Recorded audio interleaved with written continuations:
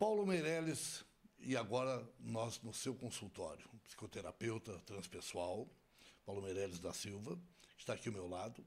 Nós já mostramos para vocês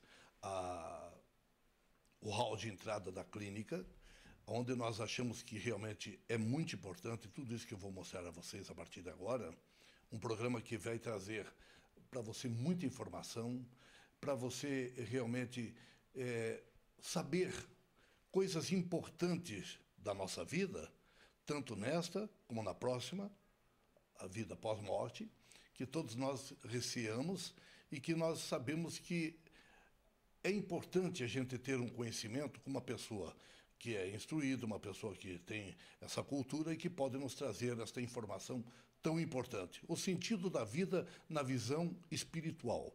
Isto eu quero falar com o Paulo. Paulo, então, eu acho que isso é uma coisa maravilhosa que eu quero levar para o meu telespectador de todo o Brasil.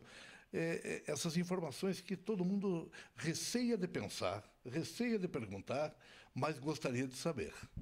Bem, o sentido da vida na visão espiritual é o que a espiritualidade traz a todo o planeta, a todo o universo, a todo esse planeta físico chamado Terra, onde a gente está aqui para alguns reajustes, né? E para melhorar, para dar continuidade à nossa evolução como espírito. A única situação que é eterna é o espírito. E desta forma, se estamos em corpos físicos, é justamente para ter uma passagem aqui, para aprimorar aquilo que falta, para que nos tornemos novamente a luz que fomos um dia, quando a gente se desprendeu do plano superior e veio em espírito, entrou num corpo físico e um dia tem que terminar esse corpo físico, que é a morada do espírito, né? Alguma coisa ocorre, ou a velhice, ou uma doença, ou um acidente, dependendo da missão de cada um, do destino que chamam de cada um. E nesse sentido, quando terminado isso, todo espírito é convidado, é recolhido para cima. Só que depende do que é feito nesse processo, na vivência, na existência aqui na Terra, independente seja homem ou mulher, o espírito pode manter a luz que tinha, com acertos, ou talvez perder ou despotencializar essa luz com erros, com atitudes incorretas perante a lei do nosso Criador. E de que forma seria isso? Como é que é tudo isso? Veja bem, o espírito vem com uma inteligência, vem com o livre-arbítrio, e com a eternidade que é apenas do espírito. Dessa forma, ele tem o livre-arbítrio de acertar ou errar. O que é acertar? Trabalhar dentro dos preceitos éticos, sociais, humanos, pelo amor, pelo perdão, pela paciência, pela dignidade, certo? Pelo respeito, pela religiosidade ou seu lado cristão, digamos assim, independente de foco religioso. Porque Deus é um só.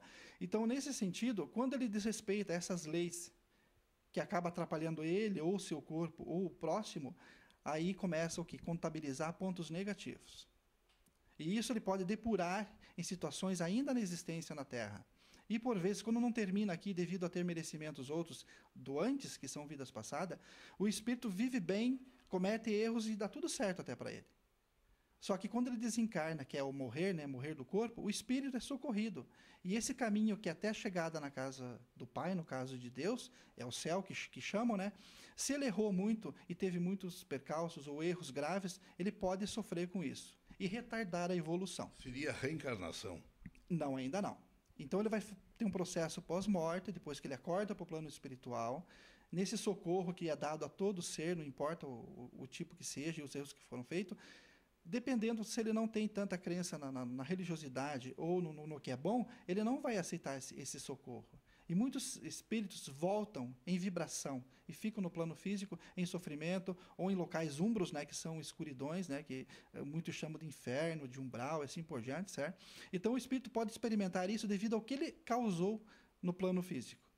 Então essa estrada que ele vai voltar até a casa do Pai pode ser mais demorada e ter que passar por esses percalços.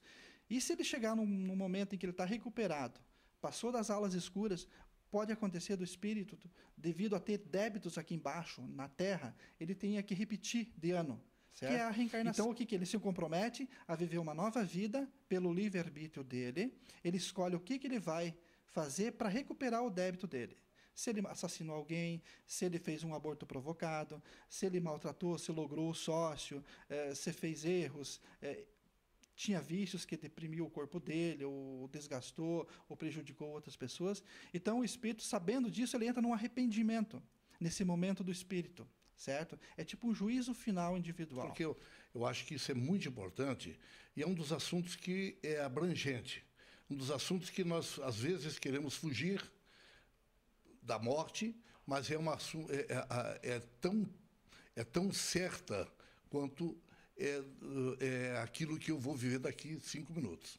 E a tranquilidade que eu estou vivendo aqui, você tem uma tranquilidade muito boa de espírito aqui nesse local onde nós estamos. Estamos aqui com a Madre Teresa de Calcutá, André Luiz. Quem era André Luiz? André Luiz, ele foi na vida física um médico, né, conhecido, e quando ele desencarnou, ele passou por um processo de recuperação do espírito. Até existe o filme Nosso Lar, que está nas locadoras, passou no cinema, né, com sucesso, e está abrindo a mente do pessoal para compreender esse lado que é necessário para a população. Então, o André Luiz, ele é um pai espiritual meu. E, nesse sentido, a gente se emociona a falar, porque minha caminhada espiritual começou desde que eu nasci. Mas esse despertar foi quando eu tive a ajuda de uma pessoa que trabalha no ramo da espiritualidade. E através do André Luiz, que depois veio o Madre Teresa, porque eu comecei a entrar nessa linha e trabalhar no assunto. Ele é um ser que se recuperou do que precisava recuperar para a vida que ele teve na Terra, e tinha as ilusões dele e os acertos dele, mas ele foi um grande sanitarista, um médico importante, né, no Rio de Janeiro. E quando ele se acordou e foi recolhido, foi socorrido nas alas divinas, ele fez todo um trabalho de recuperação, até se tornar um ser de luz que é hoje, e emana conselhos, psicografias, fez vários livros através do Chico Xavier. É um ser que ele voltou para a luz e ficou a trabalho espiritual lá em cima, é um ser samaritano hoje. Madre Teresa, eu gostaria que você falasse um pouquinho a respeito dela, porque eu acho que é tão importante a presença dela neste momento, talvez aqui, né? E está dando uma luminosidade boa ao nosso programa, e essa informação que eu quero levar com tanta tranquilidade para o meu telespectador, que está em casa nesse momento assistindo o programa e com certeza levando uma paz de espírito para ele mesmo. Com certeza. Madre Teresa é um ser abençoado, hoje um espírito de luz samaritana. Ela continua o trabalho dela que ela fazia na Terra, só que hoje em espírito, em alas espirituais, em socorros para tudo que acontece no mundo hoje em dia. E quem se sintoniza na energia dela, com certeza você estará tendo toda a luz que ela tem.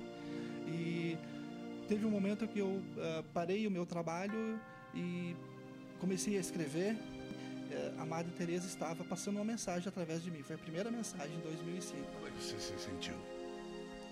Como existe o processo mediúnico, né, que é a mediunidade, a gente vai educando ela com o tempo. Todos nós temos isso.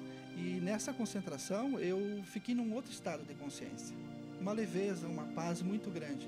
Né? E uma mensagem, inclusive, está no meu livro da Madre Teresa, que eu terminei esse ano, que vai ser editado em breve. E então, a Madre Teresa, a partir daí, pela paciência que eu tenho, por alguns dotes no sentido espiritual que eu comecei a desenvolver, ela se aproximou e é um ser de luz que auxilia na clínica, nas mensagens, nas psicoterapias, toda a vibração e intuição ela trabalha comigo em algumas partes do meu trabalho.